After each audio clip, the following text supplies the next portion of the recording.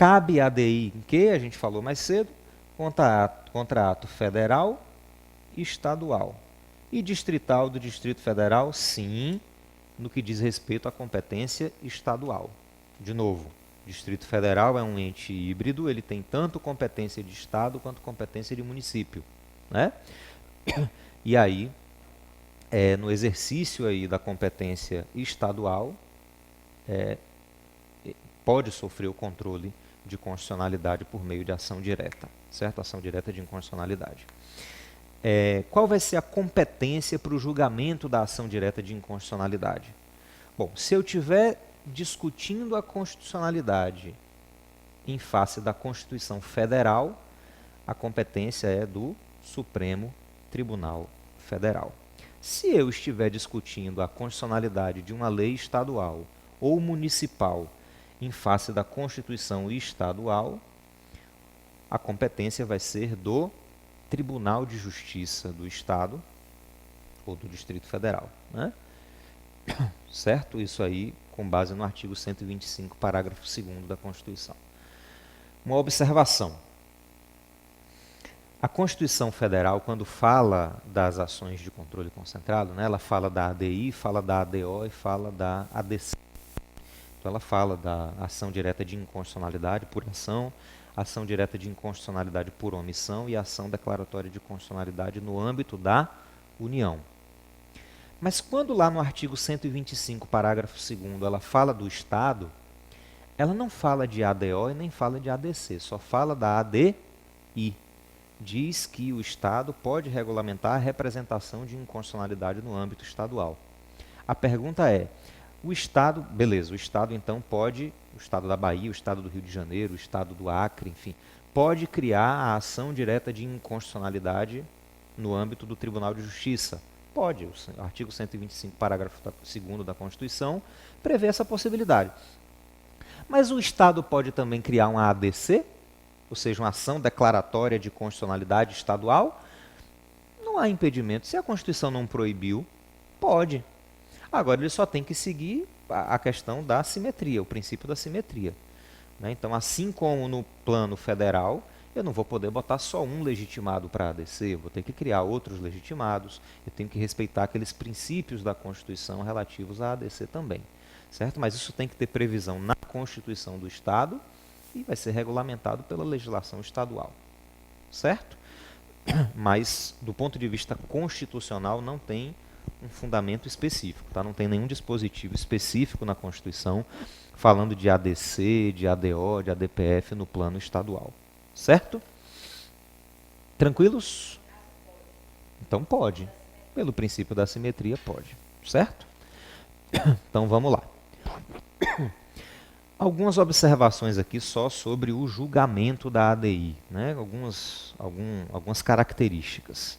Primeiro, não existem prazos processuais especiais para a Fazenda Pública ou Ministério Público. Lembra que na ação ordinária, né, no rito ordinário, no procedimento comum, a gente tem prazos em dobro, não é isso?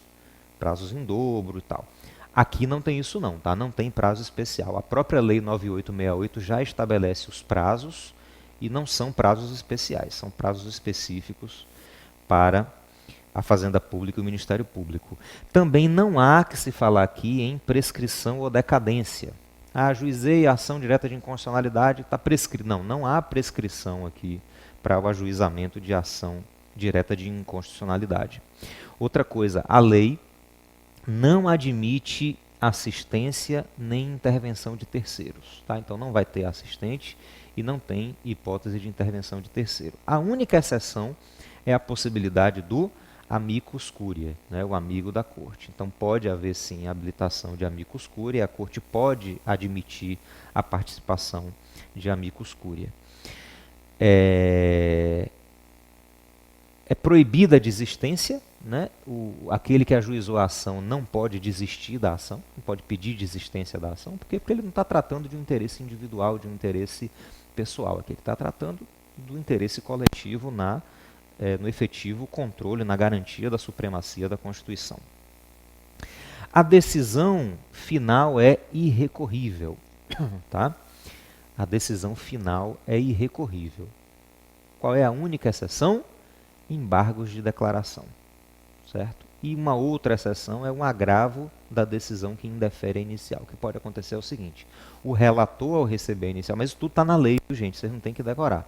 Tudo está na lei 9868. Tudo isso está escrito na lei 9868. Então, o relator, se identificar que não estão presentes os requisitos da petição inicial, pode indeferir de plano a petição inicial. Ou seja, esse indeferimento significa que a petição não foi, que o processo, né, não foi submetido ao órgão colegiado, não foi submetido ao plenário. O que é que você faz? Aí cabe agravo, certo? Agravo da decisão que indefere, sim, e das outras decisões cabem embargos de declaração. Só cabem os embargos de declaração, tá? Mas não tem outro recurso da decisão final. A decisão final não é passível de recurso que não seja embargo de declaração.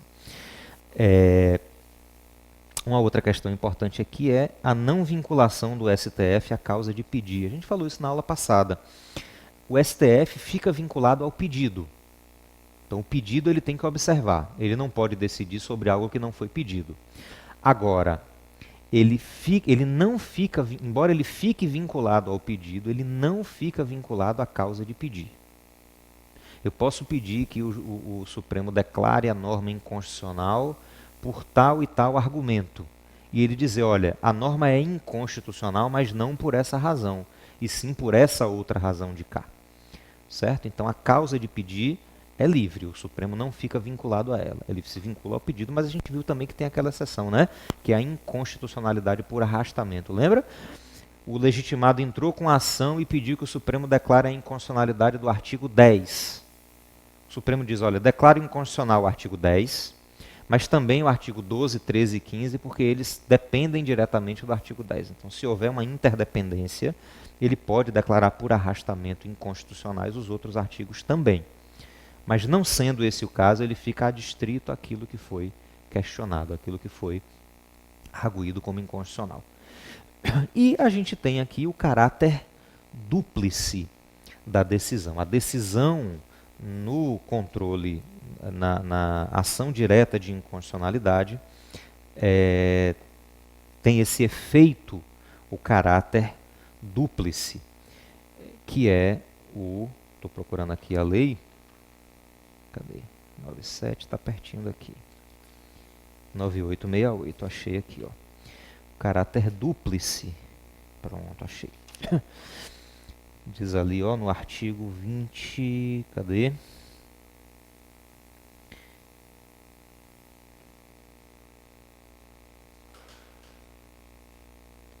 É o 20... Cadê você, meu Deus? Pronto. O artigo 23. Artigo 20, perdão, 24. Artigo 24. Diz assim, ó, artigo 24 da Lei 9868. Isso está no roteiro, tá? Se você quiser rapidinho acompanhar no material em PDF. Está logo abaixo desse slide. Mas eu sugiro que você... Por que eu boto ali no roteiro? Para você riscar. Se você quiser riscar, fazer comentário, grifar alguma coisa no artigo, para você estudar bem o artigo, está lá. Para você não riscar seu vademecum, que você não vai poder riscar e usar na prova. Mas é bom você manusear. Procura aí onde é que está a lei, já procura aí o artigo 24, já acha, já vai se acostumando. Diz lá, acharam? A Lei 9868, artigo 24. Proclamada a constitucionalidade, julgar-se-á improcedente a ação direta ou procedente a eventual ação declaratória. E proclamada a inconstitucionalidade, julgar-se-á procedente a ação direta ou improcedente a eventual ação declaratória. Né? Então, bastante lógico isso aqui, né? Imagine o Supremo dando uma ADC. Alguém propôs uma ação declaratória de constitucionalidade, o Supremo está analisando e aí chega no final, declara a norma constitucional. Olha, qual é o pedido na ação declaratória de constitucionalidade? Ele pede o quê? Na ação declaratória, você pede que o Supremo declare constitucional. Então, o pedido foi procedente ou improcedente? Procedente. Então, se é uma ADC, ação declaratória de constitucionalidade, em que o autor pede a declaração de constitucionalidade e o Supremo declara a norma constitucional, significa que a ação é procedente. Né? Pronto, procedente. Ok, a norma é constitucional. Então eu vou fazer o seguinte. O Supremo disse que a norma é constitucional, mas ele não disse que a norma não é inconstitucional. Entendeu o raciocínio? Estou viajando, viu? Eu estou viajando. Mas não, ele disse, é aquela mesma coisa, né? Quando você chega para uma amiga. A amiga não faz isso não, normalmente é homem que faz essas coisas, né? Um amigo seu chega lá com cabelo, né? Ele deu uma modificada no cabelo e chega, velho, e aí? Meu cabelo aqui. O cara diz assim, tá feio não. Não tá feio não significa que tá bonito, né? Não é a mesma coisa. Eu dizer que não tá feio não significa... Pelo contrário, normalmente quando ele diz assim, não tá feio não, significa que a gente achou que tá o cão chupando manga, né? Ou como a gente diz aqui, o cão de caçolão. Fica horroroso, mas eu não quero dizer que tá horroroso aí por uma questão de cortesia. Não tá feio não, né? É bonitinho, é a mesma coisa que feia, né? Quando a gente está falando assim, aquela menina é bonitinha, né? Bonitinha significa, ela é feinha, mas é gente boa, né? Mais ou menos isso. Mas enfim, é a mesma coisa. Quer dizer, o Supremo dizer é constitucional, ele não diz que não é inconstitucional. Então eu vou entrar com a ADI para ele dizer de novo, não. Tá? O efeito dúplice é exatamente o contrário disso. Significa o seguinte, se o Supremo declarou constitucional, significa que ela não é inconstitucional. E o contrário. Se ele declarou inconstitucional, significa que ela não é constitucional. O que significa isso? Depois eu não posso ajuizar uma ADI se ele já declarou constitucional. Ou eu não posso ajuizar uma ADC se ele já declarou inconstitucional. Certo? Quer dizer, seja a ADI ou a ADC, às vezes você tem as duas ao mesmo tempo. Às vezes você tem uma ADI e uma ADC ao mesmo tempo discutindo a mesma norma. O Supremo junta as duas e julga de uma vez. Declarou inconstitucional, então ele julga a ADI procedente e a ADC improcedente. O efeito dúplice é esse, certo? A decisão, ao mesmo tempo, decide pela procedência ou pela improcedência, já decide pela constitucionalidade ou inconstitucionalidade para tudo quanto for lado, certo? Então essa é a ideia aí do efeito dúplice, tá? Ou do caráter dúplice da decisão. Beleza? Joia? Então vamos lá, vamos começar a botar a mão na massa. Qual é que vai ser a estrutura da petição inicial na ação direta de inconstitucionalidade? A estrutura da petição inicial vai ser basicamente essa. E você vê aqui que tem um caminhozinho, porque vai ser essa ordem mesmo dessas partes na petição, tá? Você vai ver que a ADC é muito parecida. Muito, muito, muito parecida. Então você começa pelo endereçamento. Claro, toda petição vai começar pelo endereçamento. Depois você vai qualificar as partes. E aí você vai fazer o seguinte, ó. Você vai fundamentar a competência do STF para julgar aquela ação. Na verdade, você vai falar o seguinte, ó, você vai ter que justificar o cabimento da ação, a competência do Supremo, a legitimidade ativa e a legitimidade passiva. Entendeu a ideia? Ó, gente, uma observação que é muito importante fazer. Tópico. E eu, inclusive, sugiro que você separe em mais de um tópico. Um tópico para cada coisa dessa aí. Para quê? Para ficar bem claro para o corretor que você está tratando daqueles assuntos. Porque o que é que o corretor está fazendo? A pessoa que vai corrigir a peça, né? Que vai avaliar. O que é que ele está procurando na peça? Primeiro, ele não é uma pessoa da área do direito. Ele é um técnico da FGV que não necessariamente é da área jurídica. Né? Então, assim, inclusive eu até recomendo que vocês evitem rebuscar demais o texto, porque às vezes você está usando uma linguagem tão rebuscada. Não é que a pessoa não entenda a linguagem rebuscada, não é isso que eu quero dizer. Eu quero dizer assim, ela não é técnica no assunto, né? Então, o que é que ela está procurando? Ela está procurando as palavras-chave. Você viu ali no quadro, a gente botou o quadro aqui, você viu que tem ali a palavra-chave. Endereçamento ao ministro presidente do Supremo Tribunal Federal. Né? Ela está procurando isso. Está aqui, presidente, está aqui. Ela procura as palavras-chave. Então, por exemplo, cuidado com exordial, peça vestibular, não é assim? Peça de resistência. O que é peça de resistência? É contestação. Né?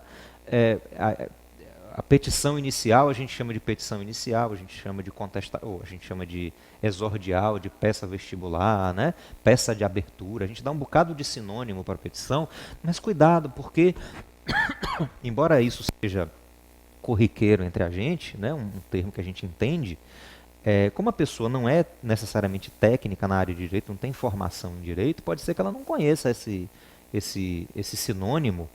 E ela olhou lá, petição inicial, e não achou a petição inicial aqui, zerou, mas você botou lá a peça vestibular, né? Não, tá lá, só tá com outro nome. Tá. Então cuidado, vá no mais feijãozinho com arroz mesmo, mais simples, que é para você cobrir todos os itens que estão sendo avaliados ali no gabarito, né? na folha de correção. Então por isso, eu quero chamar a atenção assim, ó, da legitimidade ativa, e aí você vai explicar por que você tem legitimidade ativa, da legitimidade passiva, e você vai explicar. Você poderia fazer tudo num itemzinho? Poderia, mas só por segurança, para deixar bem claro para o avaliador que você está tratando daquele item, está tratando daquele outro, está tratando do cabimento, você vai destacar isso na petição inicial. Entendeu? Então, muitas vezes a petição não é aquela que a gente faz na prática. Aras falou isso para vocês na aula de petição inicial. Né? Na prática, a gente não faz daquele jeito ali, não. A gente faz de um jeito diferente. Mas a gente não está fazendo, como eu brinco muito com meus alunos na graduação, né? Quando eles vêm, assistem novela, aí vem fazer pergunta de, mas na novela... Eu digo, gente, é o seguinte, você tem que saber que existem no Brasil 3 ordenamentos jurídicos. Você tem o ordenamento jurídico brasileiro, você tem o ordenamento jurídico das novelas da Globo, né? E você tem o ordenamento jurídico da FGV, que é do jeito que eles querem que você faça. Da banca examinadora, que no caso aqui é a FGV, né? Mas a Globo lá inventa aquelas histórias assim que a gente sabe que no ordenamento jurídico não funciona daquele jeito. Do mesmo jeito, a gente não vai responder como a coisa deve ser feita na prática. A gente vai responder para a FGV o que ela quer ler. Certo? A gente vai responder o que ela quer ver. O que ela quer ver como resposta.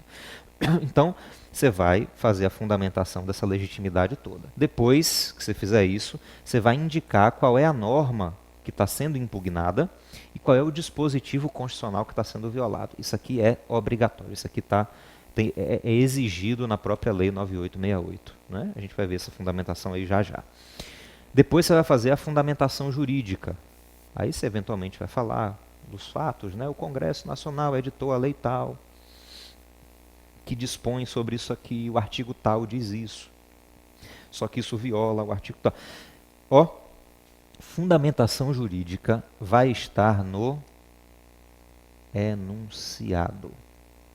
O que você precisa para a fundamentação jurídica vai estar dado no enunciado. Você não pode criar nada. Tá?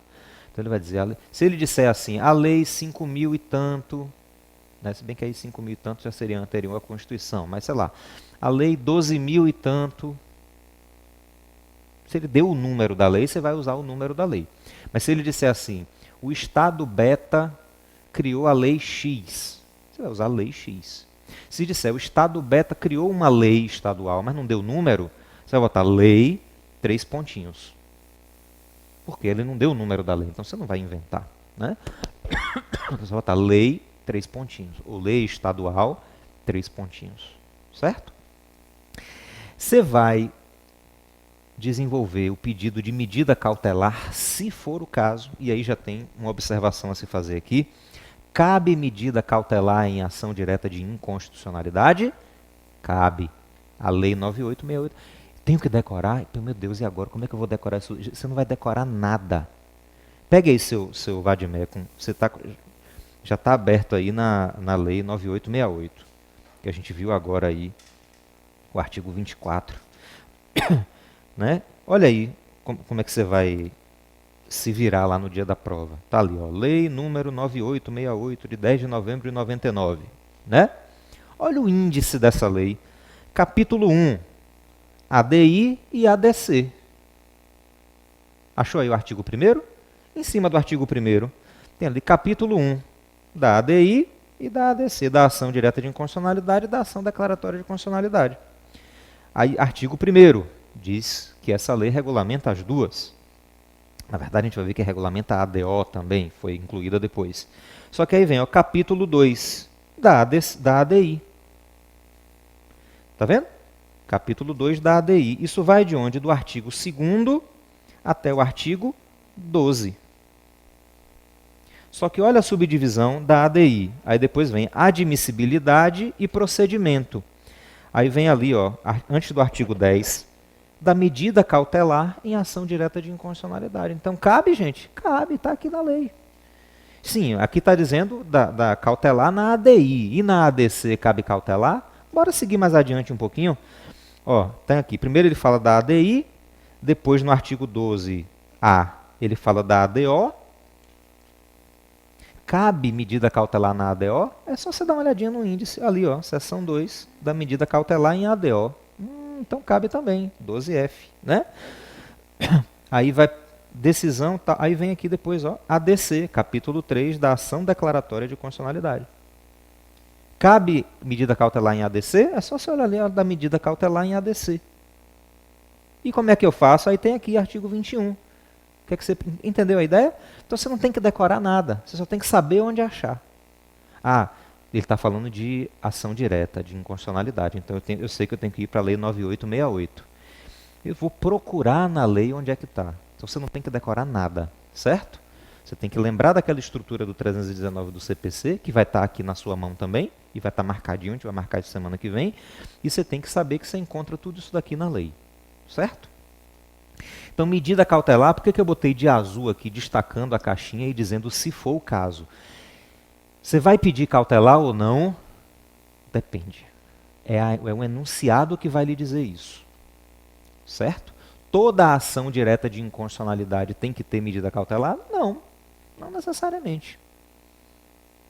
Quem é que define isso?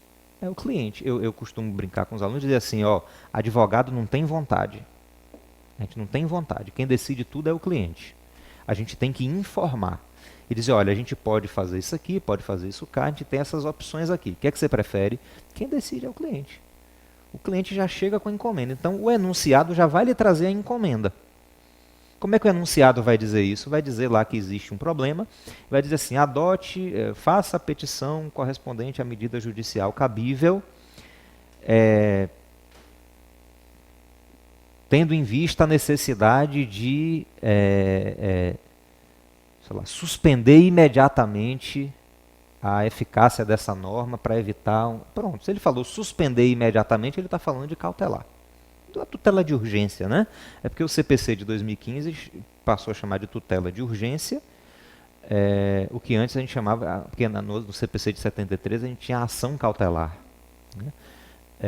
E na legislação atual a gente não usa mais, né, não se usa nesse sentido. A gente tem medidas cautelares ali, mas dentro do próprio procedimento comum da ação principal. Mas como a lei aqui é de 1999, anterior ao CPC de 2015, ela fala de medida cautelar. Mas a medida cautelar é a tutela de urgência do artigo 300 do CPC, né? Então, você vai ver, se o enunciado está pedindo uma intervenção imediata, urgente, você vai fazer, um dos itens da sua petição vai ser o pedido de medida cautelar. Se não, não vai ter medida cautelar, certo? Aí depois você vai fazer os pedidos e requerimentos, indicar o valor da causa e fazer o fechamento e encerramento. Pede deferimento, local, data, advogado, OAB. Certo? Bora ver isso aqui esmiuçadinho para ver como é que vocês vão fazer? Vamos lá.